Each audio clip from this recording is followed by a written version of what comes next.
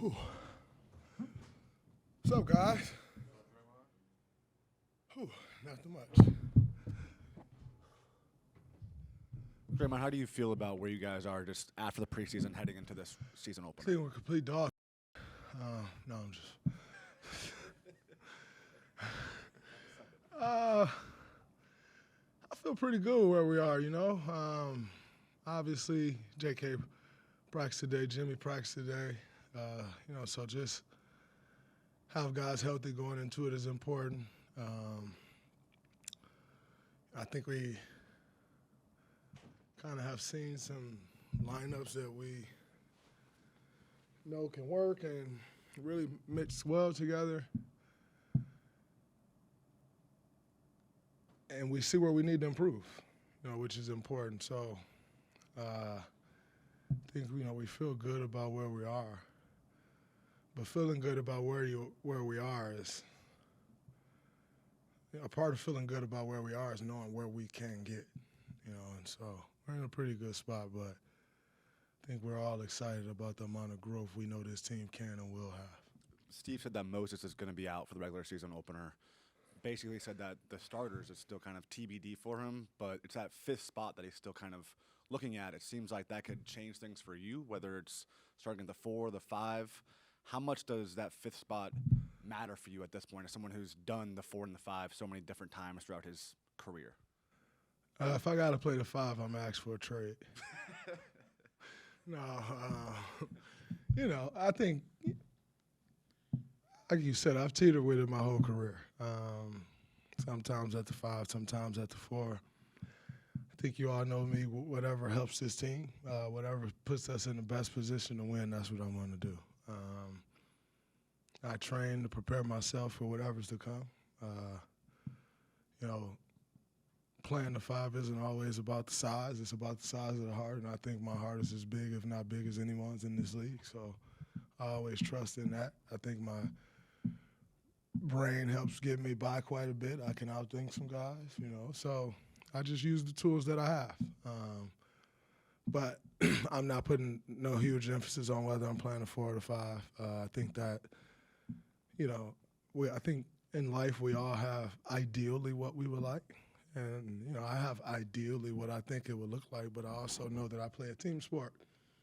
And in playing a team sport, what may be best for you personally or what you think is best, if that's not best for the team, then you're selfish. And I take pride in not being selfish. So whatever that looks like, wherever I can help. If that's like, oh, man, you slide to the 5, that's going to help this lineup, that's going to help this rotation, great. If it's you slide to the 4, great. But ultimately, Steve proved in year 1 that he knows how to do these things. So I'm not going to be the idiot to sit there and question him. I'll move on with my life and get ready for whatever's ahead. One of those, probably ideal combinations is probably when you're out there with Al. When you're out there with Al, what do you need to do on offense? Where do you need to be to make it work? I'm still figuring that out, honestly. I think that's what it's about, right? Like when you say the possibilities and see some lineups that can work, but also where they can go, we're still figuring each other out. We're still figuring out what's best. We're still figuring out, who's playing the trail spot, who's getting to the corner, who's getting to the dunk. We're still figuring all that stuff out. What I will say is I always take it up on myself to be the one to figure it out. I don't want anyone else to have to figure that out. I don't want Al trying to figure out, man, what space should I be in? I'll rag my brain to figure out where I should be, and kind of fill in around everyone else. So that's a work in progress, but defensively it's exciting. I think we have a great chemistry defensively where, sometimes it can allow me to just roam.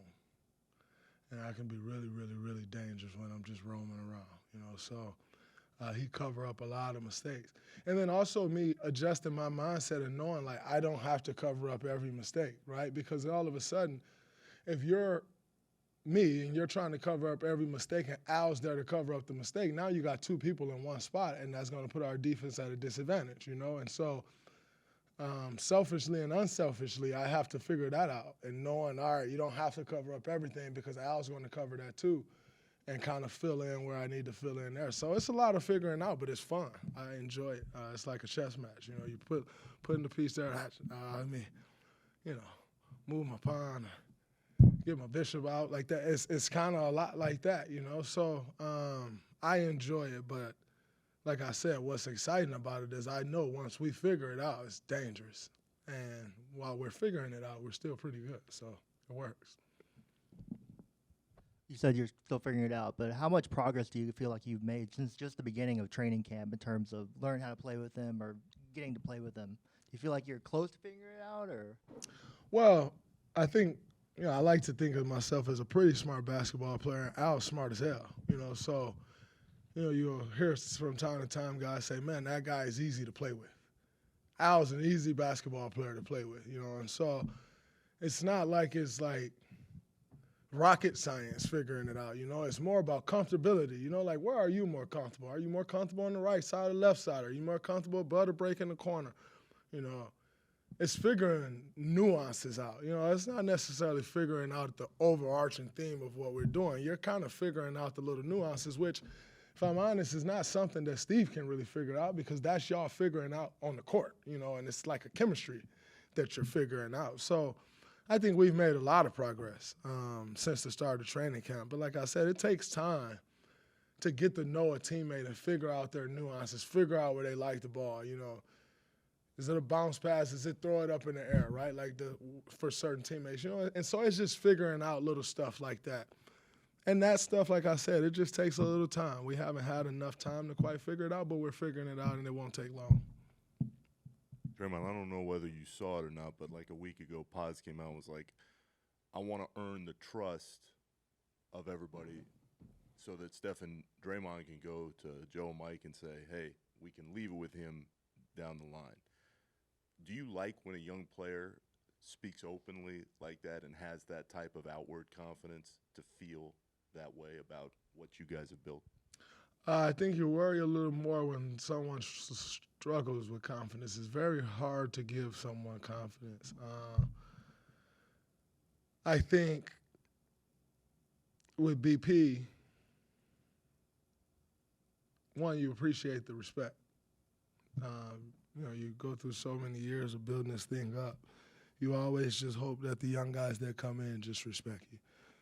Because if you do respect, then there's so much to give from us, so much for us to give. And you want to give that, I've always, the beauty about this is Steph, myself, we care about the organization. We don't just care about what happens this year for us. Like, good, bad, or indifferent, we're tied to this thing forever. Our name will be on this organization forever. And so you care what that looks like. When I'm 45, I don't want to come watch a sorry team play. I want to come and it's jumping and you get the old feeling of like how it was when you were doing it, right? And so that matters, And so to hear BP say that, it's exciting, and still you, as a leader for him, you also understand what that comes with. And so with him, I say, be careful. Don't tell people too much. Because the more you tell people, the more they use it against you and try to tear you down. So I think, you can look at the trajectory of this thing and where it all going, and we all believe that he's going to be one of the guys that take the torch and run with it. But be careful.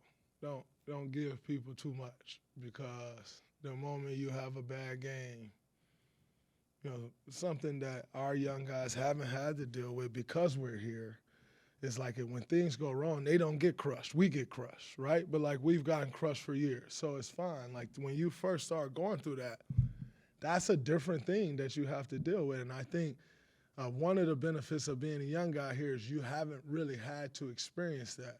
And I don't want him to experience that before he has to, because that's a heavy weight. And if you don't have to go through that, leave it where it's at. And so, like I said, although we all have the utmost confidence in him and what he's going to become, I don't want him to jump the gun on that and allow people to use it against him, and then people try to speed your clock up like, oh, man, you should be doing this now. But, like, it's hard as hell to do that now with us on this team because things are still going to look a certain way, you know. But then people start trying to speed up your clock and what you should be. And I would hate to see that happen to him because if they try to speed up your clock but you don't quite have the opportunity to do what they're trying to speed you up to do, then it's an unfair shot, right? And so I want him to, it's almost like saying, I remember when I was a young kid, my mom told us, like, be a kid as long as you can because then you got bills. Like, stay in that spot as long as you can because so much more comes with it when you get to the spot to where you want to go. And like I said, as a leader, you want the young fella next to you grinding and wanting to take that. Like, that's what you want. But, like, talk to us about it. Don't tell everybody else. Don't let them use it against you. So he will be that, no question.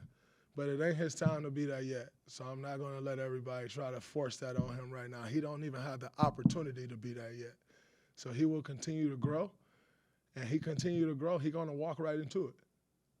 But don't try to force that on him right now because the opportunity ain't there. Offenses is built a certain way. You get certain opportunities, and this offense ain't built for him to be that. Now, this offense is built for him to be aggressive, but it ain't built for him to take it over. And if you're in a spot where it's not built for you to take over and then people start trying to push that, you get screwed. So he will be that for this organization, but I ain't going to let nobody rush it up on him. As a quick follow-up, you're not going to make it in this league without confidence. 1,000%.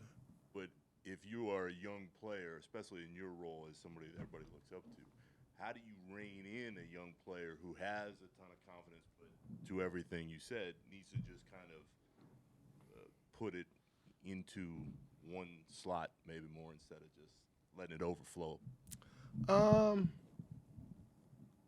It's a slippery slope. If you don't rein it in too much, you change the guy. So you just let them run rampant, and then when they fuck it up, you call them in and you try to help them out. But let them run rampant because you start trying to, like, what's the right amount of confidence to correct? I don't know that answer, and I don't think anyone knows that answer, right? You only have what you think about it, and then you try to turn it into that. But what if that's too much, you know? And so I take the opposite approach. Let him run rampant. Let his confidence overflow, and then you help him where you see fit. But trying to change confidence, you can't give someone confidence. So if you take it away, are you just giving it back? No, you can't just give it back. So I'd rather let his confidence go through the roof and out the world. And then if you need to help pull it back in, that's what you do. You build a relationship so that you have the respect to bring it back in some. But that's because it went overboard, right? Like, but just trying to correct, I agree with people having confidence. You should have confidence. You worked your ass off to have confidence. So there's no correcting it, nor should you try. To kind of keep the Brandon theme going, he had that game a week ago in LA, I think it was, when he scored 23, 10 of 16, scoring at all three levels. We know he can play with you, Steph, Jimmy. He's that connector that Steve calls him. Going to year 3, where have you seen maybe the growth to know that he can have those type of games when he doesn't have one of you guys on the floor, where tonight you guys might need off, where he can be the primary guy as well, or does he need to stay himself, whoever's on the floor? No, I think, I was talking about opportunity, right? Like, if you don't have the opportunity to be that, then, you're going to have some games where it looks like that, and you're going to have some games where you may get 6 shots. That's just the way it goes. But I think, for him, you want him to be aggressive. And if we're not on the floor, you want him to be even more aggressive, but you also want him to play within himself. You don't want to kind of put this whole thing on him like, hey, man, those guys out, we need you to go for 40. Like, that's not even the brand of basketball we play around here, So I think it's more of an onus on him, okay, everybody's out. What position do I need to get JK in? All right, all those guys are out. I'm looking for Buddy a shot. What can I call? It's different things like that. It's not like we need him to go out there and all of a sudden turn into Steph Curry. That's not a realistic feat. you're going to go turn into Kevin Durant. No one has, right? Like that's just not a realistic thing. He's not going to go out there tomorrow and be Jimmy Butler. Like that ain't real, right? But the growth that you want to see is like, you see a young pitcher in the majors. They're not really talking about whether he can throw a fastball or a slider or a changeup. They're talking about the sequencing of his pitching, right? Like, oh, man, he went slider there. Now he's going to go changeup and he's going to finish him off with a fastball, right? Like, you see the OGs talking to him about the sequencing. Not necessarily, man, your fastball was a little off. Like, no, you know how to throw a fastball, he wouldn't be there. But the sequencing can always get better, so you see that. And that's what you want to see from a BP. A young guy, you want to see him, all right, I got those guys out. How can I unlock JK to get him 20 tonight, 25 tonight, so that he can carry this part? That's what you want to see. Learning the play calls, learning the playbook, knowing, man, this team is doing this to us. If I call this play, that's going to open this up. Now when I open that up, I can get to this thing, right? Like that's the growth you want to see. Not necessarily him going out there chucking up 30 shots because we're not out there. Like that's not beneficial for him or anyone else. No doubt. No problem.